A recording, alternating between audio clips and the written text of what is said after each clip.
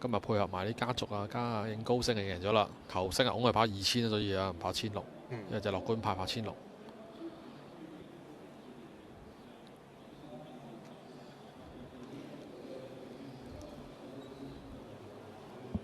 遊戲拋，睇下係咪呢場都搞掂埋就遮打杯啊！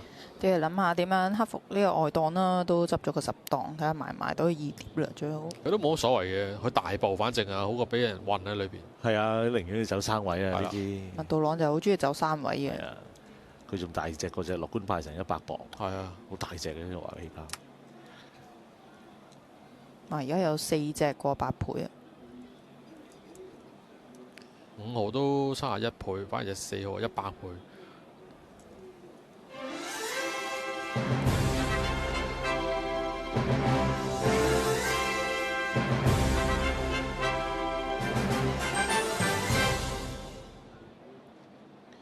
富衛保險冠軍一哩賽即將上演啊！跑呢個1006米，港隊嘅代表遨遊氣泡成為1.6倍嘅大熱門，緊隨其後就係多項1級賽嘅盟主。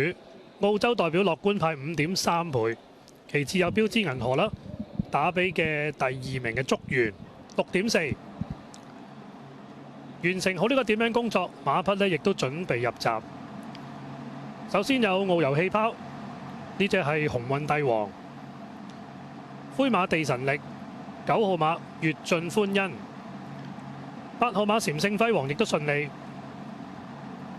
呢邊亦見到呢就係竹園。 另外就標誌銀河啦，呢隻係明合。好，亦都搞掂埋啦。入正嘅馬唔多啦喎，仲有陽光勇士等緊，交俾閘前。全部馬匹準備妥當，第7場賽事，富衛保險冠軍一哩賽，1006米嘅路程準備。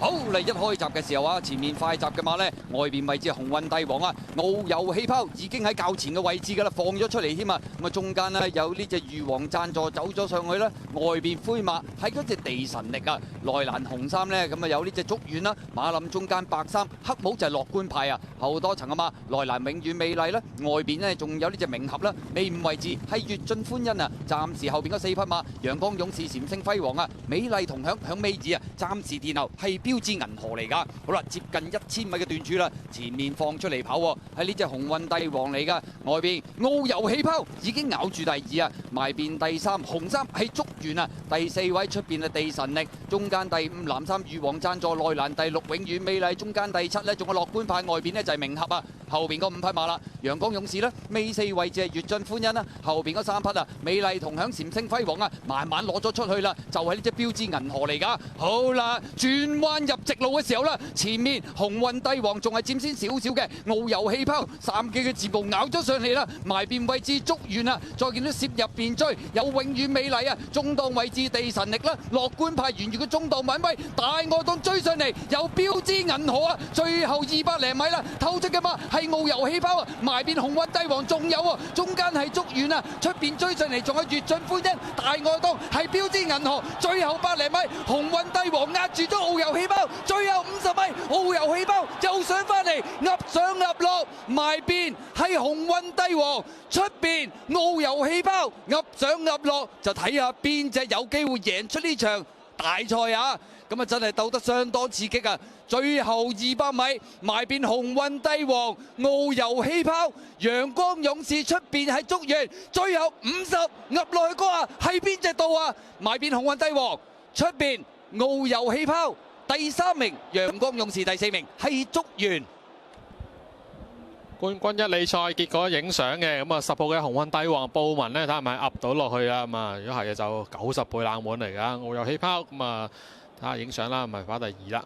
咁啊，陽光勇士另一隻都跑得好啊，入邊啊蘇銘倫，咁啊跑第33號，第42號竹園啊。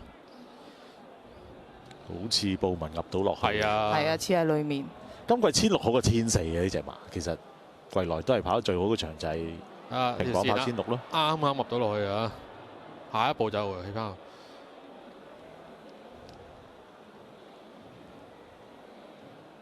哇！呢個樂觀派好後，佢後嗰隻遨遊氣泡咁多，實追佢唔到都得啦。而家再後啲個名次都未過終點啊！明合都過咗啦，依家先見到一對澳洲後。哇，鴻運帝王90倍啊！ Thank you, Nick. I've got to say, I mean, I didn't really expect to win, but the fact that he has is no surprise. He ran second in the race last year, and I've ridden him a lot, and I know him very well, and I'm so proud of him. And congratulations to John and to the ownership group, because he's such a consistent horse, and you know he's worthy Group 1 winner, but I'm a bit lost for words, to be honest. You seem as if you are. You mentioned the ownership group, of course. This horse part owned by the Right Honourable Ronnie R. Cully as well. So what a result, really.